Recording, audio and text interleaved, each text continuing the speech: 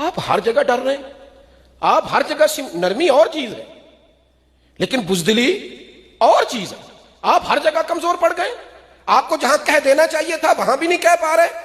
ओ मेरे दोस्तों, ये कमजोरी की चादर उतार फेंको, ये बुजदिली के लिहाफ उतार दो।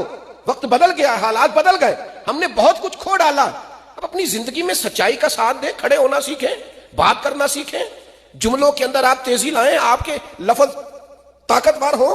क्यों कमजोर पड़ते? अपने घर में, अपने कबीले में, अपने दोस्तों में सच्ची बात करें। यही है ना कि थोड़ी देर के लिए लोग बुरा कहेंगे। छोटा आदमी हूं, कोई दावा नहीं कर सकता, पर जिम्मेदारी से कहता हूं, आप सच बोल दें लोगों के बीच।